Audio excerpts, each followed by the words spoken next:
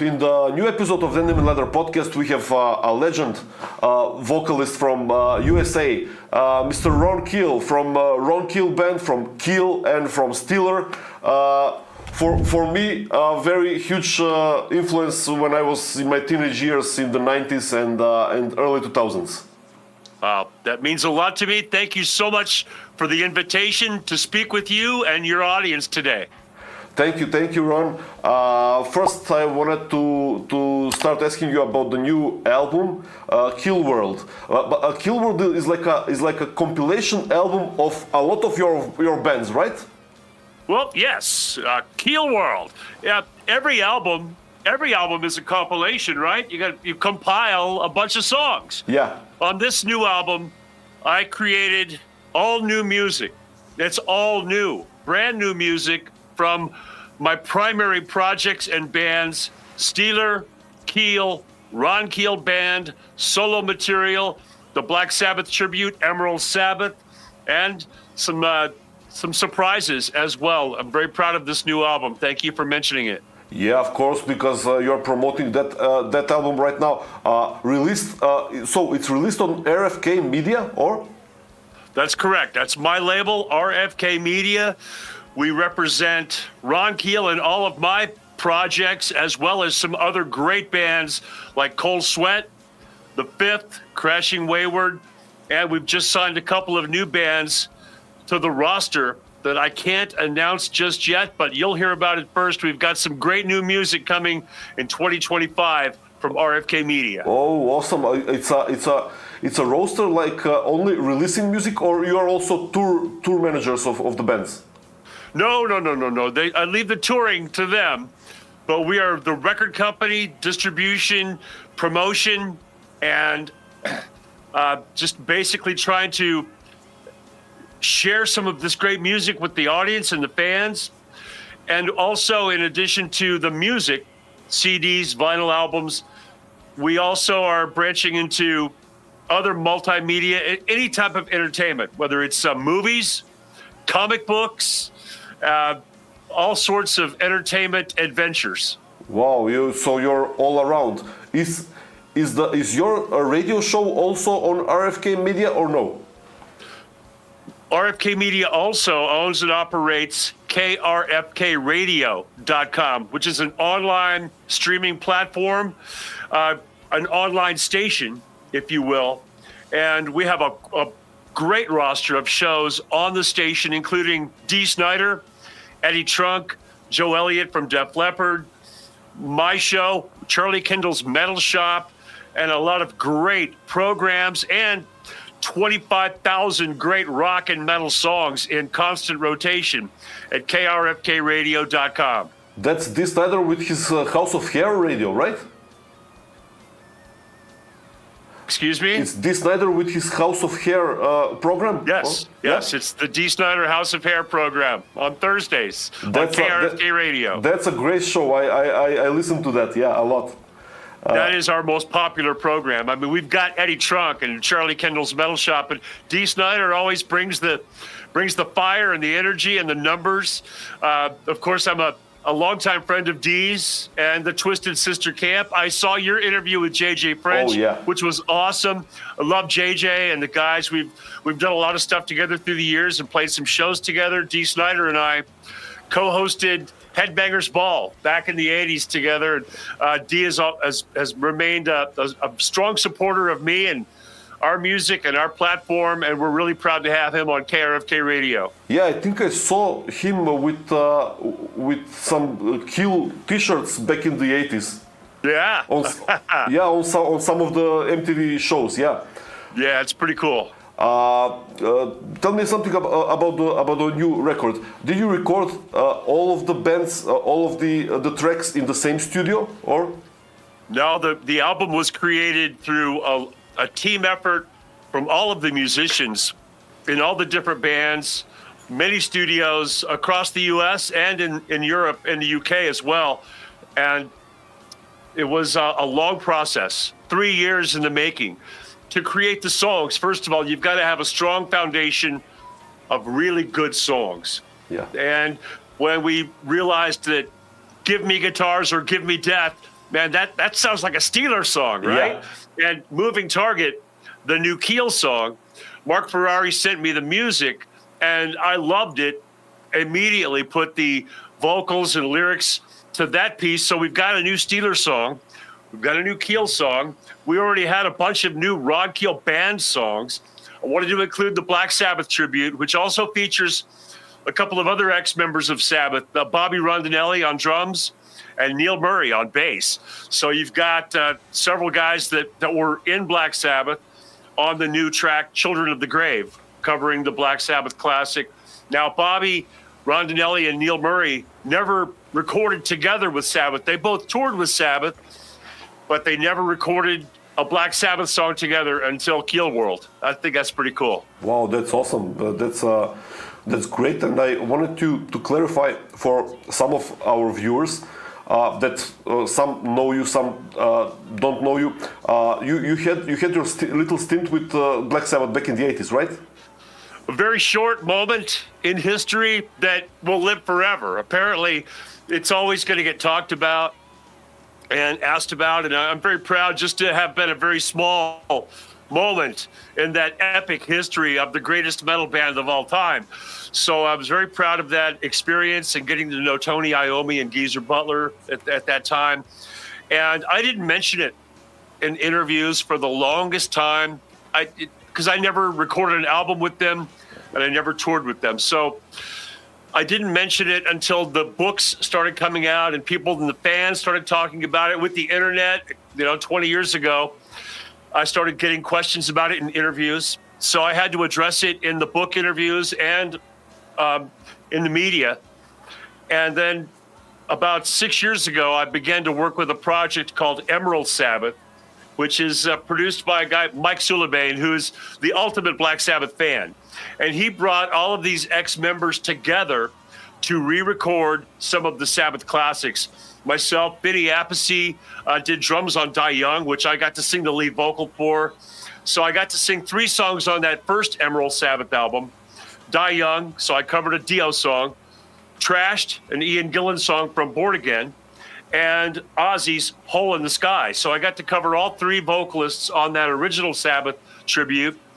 And Michael came back to me, says he wanted to do a sequel, a new Emerald Sabbath album. And he asked me to sing Children of the Grave. And I said, I would love to do it. I'll do it for free if you let me put it on my new album, Keel World. And he was very cool and let me do that. So I'm glad to have that part of my history represented on the new album, Keel World. Wow, love it. Who are the musicians there? Or is it the whole band Emerald Sabbath? It's a collection of all the different Sabbath members of the Black Sabbath and Ozzy family. Like I said, Rudy Sarzo did the bass on Die Young, and Vinny Appice did the drums. I did the vocals. My guitar player from Ron Keel Band, Dave Cawthorn, played the lead guitars on that.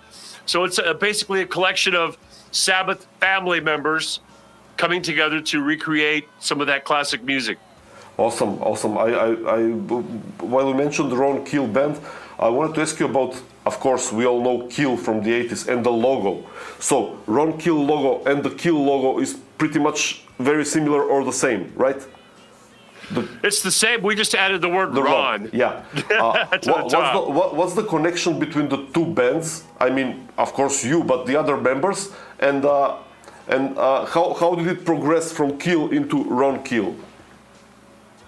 Or is it just a like a solo effort? Well, Ron Keel is my chance to, my name is Keel.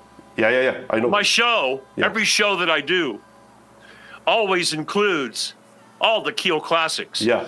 The Right to Rock, Because the Night, Tears of Fire, Somebody's Waiting, and many more.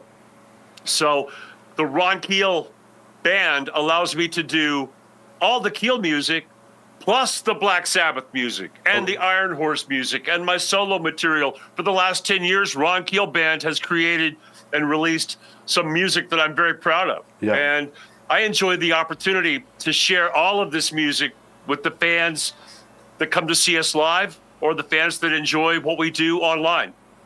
Would you say that it's like a solo project of yours or no, or like a band? Well, it's not a project. It's a band. Yeah. These guys have been with me for 10 years. Yeah. It's a family. Yeah. Yeah, it's a family. We use my name, but I didn't want to call it Keel because of my loyalty to the original Keel members, Mark Ferrari, Brian J., and Dwayne Miller. If it weren't for my friendship and love for those guys, I would have just called it Keel because it's my name. Yeah. Don Dokken does it. I mean, Dokken and many other singers, the band is named after them. Yeah. And they just rotate musicians that can have anybody around them. Yeah. But for me, Keel was a special brotherhood and a family, and I didn't want to mess with that. So I call it Ron Keel.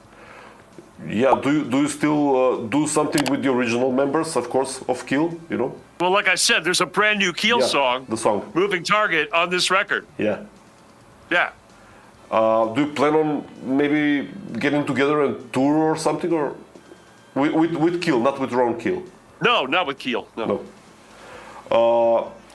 Because your new album is out, you plan on doing a tour, special tour of the album, maybe collecting some other musicians and do a whole tour, or no?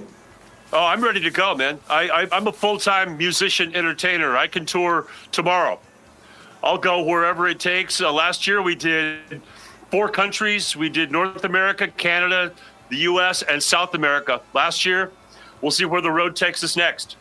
Yeah, I would love to see you in Europe, man. I would love to see your show. I never saw Keel or Ron Keel. I would love to come back to Europe. I would like to continue to do this while I'm still doing a show that I'm proud of. I'm still able to perform and sing to my satisfaction and hopefully to the satisfaction of the audience as well. This doesn't last forever, and I would like to come back to Europe before it's too late. Yeah, I saw from the media that you're doing great on the charts with the new album. Yeah, the response has been really strong. I'm very proud of that and very pleased with that. I create music for myself. You know, I want to be happy and satisfied and proud of what I do. And, and these, this is very special to me. Now, the fact that I sold 3 million albums means that billions of people don't like me or don't want what I do, and I'm cool with that. I just make music for myself, and I don't need the applause or the approval. I love the audience and the fans, and I'll do whatever I can to entertain them. That's my mission in life, to create and to entertain. The rest is up to you and the media and the fans and whoever enjoys what we do. Yes. By the way, I wanted to ask you at the very beginning, how are you with your arm? You had an injury. It hurts, man. It hurts. What happened? I'm looking forward. What happened? Oh, I was shooting a movie, and I was up. The scene was where I had to fall off a building. And I was up 7 stories, and I fell off the building, and they moved the pad, so I hit the street. No, I'm kidding. I'm kidding. I know you. I know you released the movie, but I thought, okay, maybe he's doing something else. No, it was. I slipped on the ice working outside. There was ice and snow, and I slipped on the ice and landed on my hand and broke 2 bones in my wrist. But the cast is coming off tomorrow. I get rid of this tomorrow. It still hurts, but don't tell the doctor. I tell the doctor, oh, it's fine, it's great. Can you play? Can you play? I cannot play. No, it's killing me, man. It's killing me. I can't wait to get the cast off and get the guitar back in my hands. I have some shows this summer that I'm excited to get back on stage. And, I play with the band, and I do a lot of solo acoustic shows as well. So the solo acoustic gig, it's all this, man. It's very important that I get my full capabilities back and I'm able to use my hand again for the shows. So I'm optimistic and very hopeful that it's going to be okay. Yeah, awesome, man. I wish you very speedy recovery. I mean, very speedy recovery in the terms of playing. Thank you. Tell me about your. I see that you have a Patreon experience. I want to put all the links of everything you do. Thank you. So, so tell me more about the Patreon experience. Patreon is my home online for me and my VIP Keelaholics.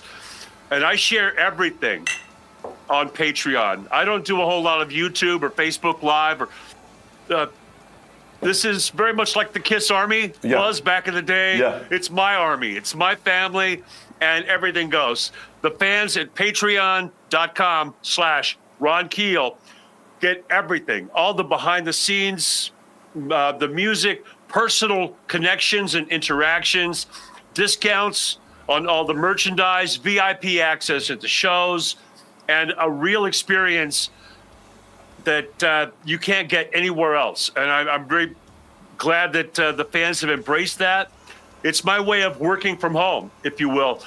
It started when my wife had cancer in 2017, and all of a sudden, that changes everything. When you get that diagnosis that your wife has cancer, I had to stay home for that year and take care of her as she went through the surgeries, radiation, chemotherapy, and I had to continue to express myself and entertain the fans and interact with my audience online. This is long before COVID. This is 3 years before COVID. Yeah.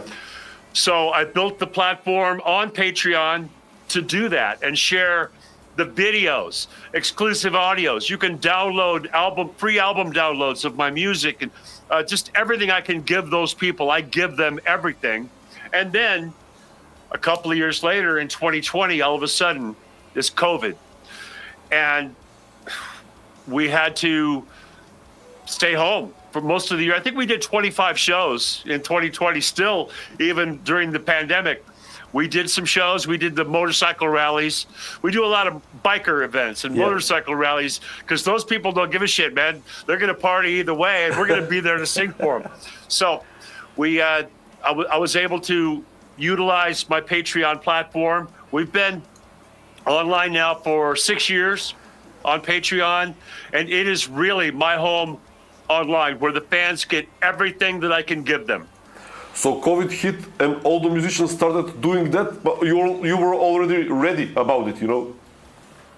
Yeah, I was, we already, after my wife fought cancer, we already had a way to work from home. We already had the masks. We had a cabinet full of masks, and we're used to keeping everything sanitary because of, her immune system after going through cancer. Yes. So when COVID hit, it was just like, okay, let's get the mask out, get on the laptop and entertain some people. So I keep doing it. I'm involved with my Patreon audience every day, and we try and share as much as we can with the fans that are paying. It's a monthly subscription. Yeah. It's $6.99 US per month. So $7 a month US for everything, all access. Yeah.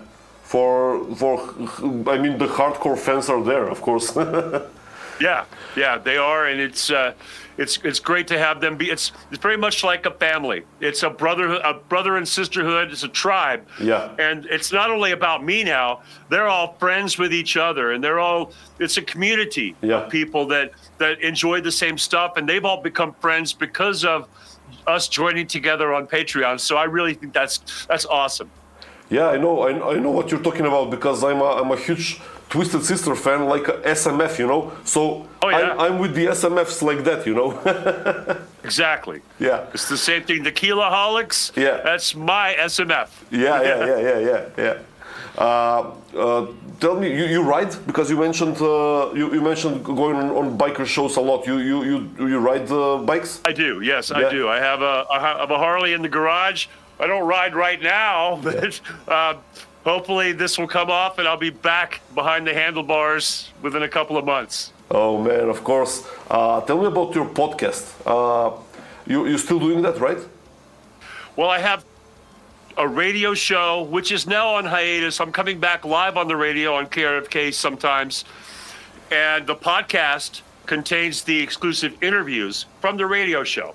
Okay. So for the radio broadcast, we cut the interviews down to maybe 13 minutes. Okay. Because you got to keep the music going. Yeah. But on the podcast, you get all of the content from the time the phone rings until the time we hang up, the entire conversation with the interviews that I do with my heroes and rock stars and authors and actors and celebrities. And now I'm launching a new podcast this week. It's called Talking Singing. It's me interviewing other singers about the voice, where me and the others, Tony Harnell and Graham Bonnet and so many other of my favorite singers, me and Dave Minichetti from Y&T, just talking about the voice and how we warm up, how it's very fun, entertaining, and informative to find out how each singer operates so differently with all these great voices. So it's called Talking Singing. You'll be able to find that starting next week at ronkeel.com. Wow, that would be awesome. It's a video podcast, right? It will be. No, it's no video. Audio. I'm all audio. It's all audio. It's all so you can listen in the truck when you're driving around or when you're at the gym or whatever. The interviews that I do are all just audio. Audio, yeah. Because how many people are going to sit and watch me talk to you? No, I'm kidding. I hope that everybody's watching and enjoying this. I think it's great. The video podcasts and interviews are great, but you have to sit and watch. It's tough for people. Tough for me to sit and watch a video interview. I did watch your interviews preparing for this. Like I said, I thought the JJ French interview was fantastic. Wow, thank you, man. That's great. Yeah, it was a great talk with JJ. But we are also doing a great talk right now with you. Tell me, what do you think about the music industry now and back in the day? I asked JJ also this one, if he approves of Spotify and stuff like this or no, what do you think about that whole mess? Well, the industry's fine. The industry's fine. It's the consumers. The fans are what keeps us in business. So I don't want to throw the fans under the bus, but Spotify doesn't prohibit you from buying CDs. I mean, you can buy this if you want it. Yeah. Just because it's on Spotify doesn't mean you can't buy it. Yeah. I remember 1985, 86, 87. Where we had a streaming television service. It was called MTV, right? Yeah. And we would spend $150,000 a day or more. The Right to Rock video was $150,000. It was 3 times the album budget. We would spend $250,000 in a day just hoping that this free streaming platform that didn't pay anything, you didn't get paid for MTV, you're just hoping to get your video on MTV so the fans can see it and get to know you and hopefully buy your records. Yeah. So MTV, we didn't get paid for that. We spent, like I said, $250,000 just for the chance to hopefully MTV will play your video. And that was a streaming service on television. Spotify is no different. Spotify cost me $12 a month, and I'm a subscriber. I'm a fan. I listen to it all the time. When I'm traveling or when I'm working at home, I listen to, and I find lots of great new music that I would never have heard of before. And if I like it, I'll buy it. Just because it's on Spotify doesn't mean you can't buy it. So the state of the industry is fine. And my company, RFK Media, I wouldn't have a record company or a radio station if they weren't viable and profitable products. This is not my hobby. This is my business. I'm in the music industry full time. Yeah. And it does work. Now, you're not getting the sales that you used to get for a lot of reasons. Spotify is not one of those reasons. Spotify doesn't keep you. Amazon Music, YouTube, none of these platforms, you're still allowed to buy music. You want the CD? Buy the damn CD. I heard it on Spotify. I'm not going to buy it. That's bullshit. I mean, we're not getting a whole lot of money, royalties, artist payments from Spotify. But I guarantee you every day, people that are listening to my Spotify are buying my records and buying my merchandise. You can buy the merchandise right on my Spotify page. You go to Spotify and you scroll down and there's all the merch. I'm selling CDs and shirts and all other kind of cool stuff because of Spotify. Yeah. I'm not one that buys into that hate. I think every way that we can expose people to new music or good music, even if it's old music. Who cares? Music is. Back in the day, you'd have to go to the newsstand. They had these places where they had rock magazines like Circus and Cream and Hit Parader. You have to leave your house and you have to go to the newsstand and either walk or drive, and you buy Circus magazine or Hit Parader magazine, and you buy the magazine. You have to pay for the magazine, right? And then you open the magazine, you see this new band, Kiss or Rush or whoever, and you get interested in that artist or that band. And then you have to get in your car or walk to the record store. And you have to go to the record store and you have to go through the bins. Oh, there's the Kiss album that I read about in Circus Magazine. And then you buy it. You got to spend $10 to buy the album. Then you got to go all the way home. And you got to put it on your turntable. And you got to put the needle down. Now it's so easy. You hear something and just click a button. You click a mouse. That's what's changed. The accessibility, the people to have music and entertainment and movies and everything at their fingertips right here. It's all right here. So that's changed. The industry is still the same. You got to have a great product. You got to work hard, and you got to reach people that might want to buy that product. The problem is now nobody's buying it because they can get it for free or cheap somewhere else. Yeah, there is only one problem with youth today, because they're so much into scrolling, They like scroll the songs, like not listening to the full songs, Exactly. Yeah. And that's the world we live in, man. You can't change that. You got to roll with it. Everything changes. Nothing stays the same. You're going to go from I've been 6 decades now, from the 60s. I mean, I fell in love with music before heavy metal was born. Yeah. I was into the Beatles and the Stones, just like J.J. French, some of these other guys that are my age. Yeah, does that you, like a fan of maybe Patti Smith or Bruce Springsteen, wanted to cover that hit Because the Night? No, I was not a fan of Patti Smith or Bruce Springsteen. Oh.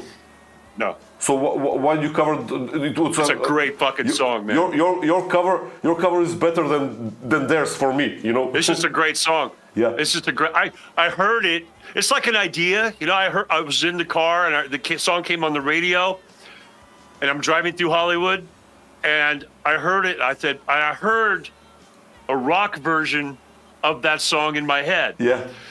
And I thought, man, this is perfect. This is just a great song that would be perfect for us to keelize it. Yeah. So I went home in my home studio. I did a demo of the song, and just a basic demo of with the drums and my guitars and my voice, and I played it for Gene Simmons, our producer. And Gene said, yes, we're going to cut this. I mean, it was one of many songs that we had for the Final Frontier. And Gene thought it was a great idea. I thought our version was great. It's still a big part of my life and a big part of every show that I do. It's I don't know what to say. It's the best version of that song for me. Tell me, I want to tell you about when I started playing early 2000s drums with my band. We used to listen to your Steeler stuff a lot with my guitar player, and we loved we loved the stuff with when Malmsteen joined with the album, Undercover Animal. No, which album was the blue one? The blue one. We listened to that CD all the time, the Steeler record. You're probably talking about Uli John Roth's Steeler. No. Steeler only had one album and had the 4 of us on the cover, very much like Van Halen. Well, that one, yes. 1983, the Steeler album. Was it a blue cover? Right? No, it's got 4 pictures of the band members, very much like the first Van Halen album. Me, Rick Fox, Mark Edwards, Yngwie Malmsteen. We used to learn to play from that stuff, that's what I wanted to tell you. I haven't listened to it in years, but we used to learn to play from that record and from some other stuff. There's some great drums on that record too, man. Mark Edwards fantastic drummer and a dear friend of mine, and he is still a very good friend. I talk to him every day, and we are very busy writing and recording the new Steeler album. Oh, so you're preparing a new album with Steeler? Yes. Oh man, awesome. Yes, there's 3 guys from that same album: myself, Rick Fox on bass, Mark Edwards on drums, and Mitch Perry on lead guitar. Mitch replaced Yngwie in the summer of 1983. So he's been in the band for 42 years now. So, so he's on the new video. I'm sure you've seen the new video, yeah, Give Me Guitars or Give Me Death. Yeah. I'm very proud of that. And that's Steeler, man.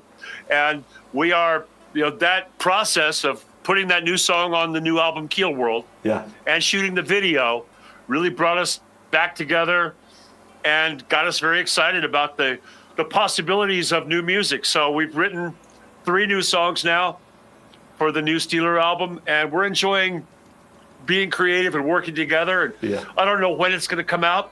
Probably next year, probably 2026. Yeah, on your label, maybe? Yeah, probably. Oh, I sure hope so. Unless we get a better offer. Besides that album, like a future plan, what are your other future plans in mind? Man, I don't really plan. I think we're all on a 1-day contract.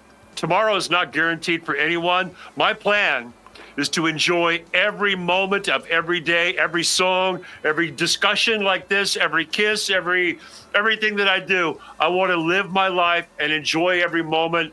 I really don't have a plan until the Steeler album is going to consume probably the next year. That we have a lot of shows coming up this year as well with the Ron Keel Band. We've got a lot of traveling and some big shows on the calendar already, and more to come. And from a creative standpoint, I'm always going to create, write songs, figure out once you stay creative, and then you figure out what to do with it. I didn't set out to make an album called Keel World. Yeah. This wasn't a plan. This happened for so many reasons. The Ron Keel Band was writing and recording and working on new music. And I went to dinner with a friend of mine. We went to a restaurant for dinner, and his father was there. And he said, "Hey, Ron," shook my hand, said, "What's going on in Keel World?" I go, "Whoa, Keel World. That's the name of my new album." It's sitting there at dinner. That's when the idea came. I'm going to make an album, and it's going to have all my bands. I'll have Keel. We'll get the Keel guys on board. Get the Steeler guys. We'll do a new Steeler song. You have to have on Black Sabbath and do some country music as well. So that's how the idea. I wasn't planning this. This just happened, and it happened for all the right reasons. That's incredible. That guy that reminded you of that, Yeah, it was one of those moments, man. When an idea strikes me, whether it's a song idea, I'll pull the car over and I'll write the song right then and there. When I get something, it's like a magnet. Music and entertainment and stories and songs, and it takes you. I don't plan it. It's like a river. It carries me where it wants me to go. Wow, man! I hope it will take you to Europe. I want to see. I hope so live. too, man. I would love to. Yeah. I would love to. In the last couple of years, I've been to places I've never been before. I went to Australia for my first tour of Australia. Last year, I did South America for the first time ever. I have been to Europe many times, but it's been a long time, too long. Yeah. And I don't know. I mean, it's going to take somebody over there, a promoter or somebody who says, "Yeah, we want Ron Keel." If they want me, I want to come there and play for the fans. Okay, man.